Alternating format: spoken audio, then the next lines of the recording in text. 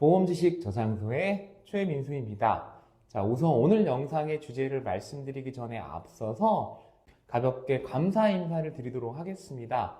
제 채널도 어느덧 구독자가 509명이 되었습니다.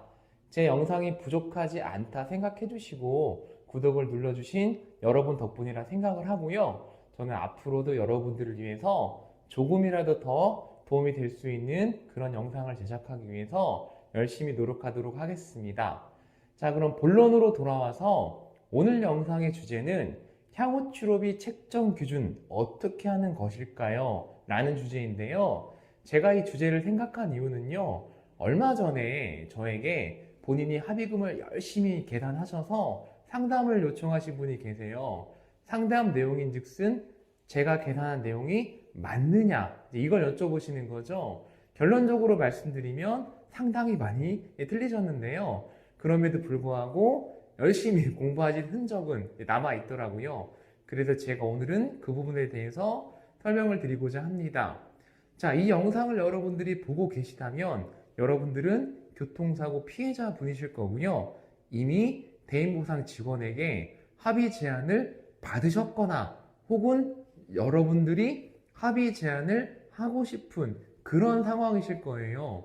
그래서 열심히 공부를 하시다 보니까 모두가 그렇게 얘기를 하는 거죠. 향후 치료비를 최대한 많이 받으면 된다. 이런 영상들이 정말 가득한데 그럼 도대체 이 향후 치료비라는 게 무엇일까요? 그래서 오늘 저는 이 부분에 대해서 두 가지 카테고리로 설명을 드리고자 합니다. 첫 번째는 나름대로 근거가 명확한 향후 치료비고요. 두 번째는 근거가 명확하지 않은 경우의 향후 치료비, 이렇게 두 가지로 나눠서 설명을 드릴게요. 첫 번째로 근거가 명확한 향후 치료비는 어떤 걸 말하는 것일까요? 이런 경우입니다. 자, 여러분들이 치아가 파절이 됐어요. 그래서 임플란트를 하게 됐습니다. 근데 임플란트라는 게 여러분 영구적으로 가는 건 아니잖아요. 보통은 10년 주기로 임플란트를 다시 해야 된다. 이런 설명을 들으실 수 있을 거예요. 그러면 여러분들 10년 뒤에 임플란트를 다시 해야 되니까 지금 합의를 할 수 없는 것일까요? 아니면 나중에 여러분들이 정말 수명이 다해서 하늘나라에 가기 전까지 합의를 미뤄야 되는 것일까요? 그렇지가 않죠. 오늘 만약에 이 시점에 여러분들이 합의를 한다면 앞으로 발생될 수 있는 치아 관련된 치료비를 미리 받는 거죠. 향후에 발생할 치료비. 이런 게 바로 향후 치료비가 되겠죠. 두 번째로는 예를 들어 여러분들이 골절을 당했어요. 수술을 했습니다. 몸 안에 금속판이 있어요. 그리고 상처도 피부도 절개를 했기 때문에 흉터가 남아 있습니다.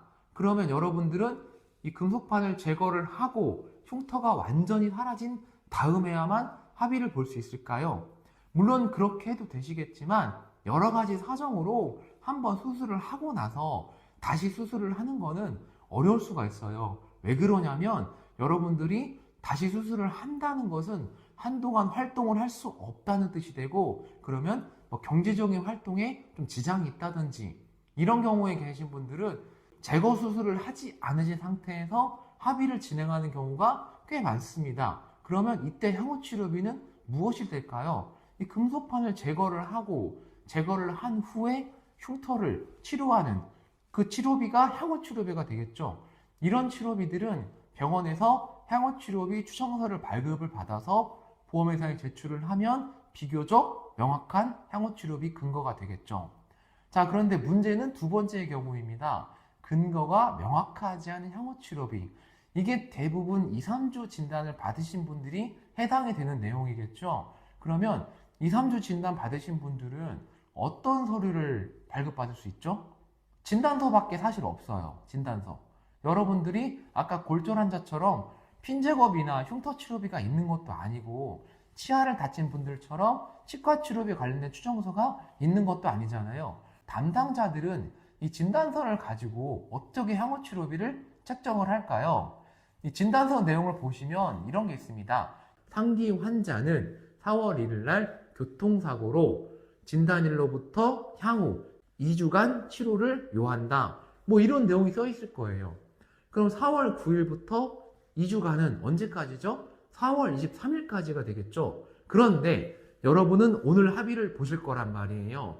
4월 9일부터 4월 23일까지 치료를 받을 수가 있고 받아야 된다라고 의사 선생님이 진단서에 명시를 해놨는데 그럼에도 불구하고 오늘 합의를 볼 거란 말이에요. 그러면 보험회사 담당 직원이 어떻게 책정을 할까요? 이 잔여 진단 기간이 남은 만큼 발생되는 예상 치료비를 여러분들에게 제한을 할 수가 있겠죠. 그럼 도대체 얼마를 제한을 해야 될까요? 이 부분에서 여러분들이 스스로 열심히 공부하셔서 나는 입원이니까 앞으로 14일간 입원한다고 치면 그럼 뭐 그래도 치료비가 한 200만 원 나오겠지? 그러면 나는 200만 원 요구하는 게 맞겠군. 이렇게 생각하실 수도 있는데 틀린 얘기는 아니지만 그 얘기를 거꾸로 뒤집어 보면 여러분들이 앞으로 14일간 입원한다는 보장이 있나요? 아니면 14일간 통원 치료를 다 받을 거라는 보장은 없죠. 그리고 보험회사에는 이런 향후치료비 지급 기준에 대한 내부 기준이 정해져 있습니다. 물론 이 기준은 여러분들에게 보여주지 않습니다. 저도 담당자 시절에 보여주지 않았고요.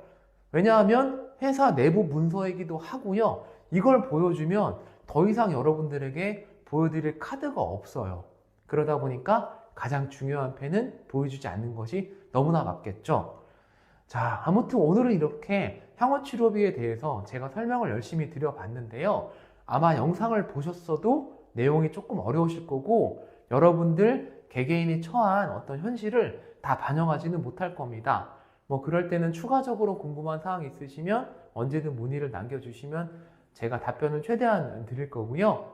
부족함은 있겠지만 끝까지 시청해 주셔서 대단히 감사하다는 말씀을 드리도록 하겠습니다.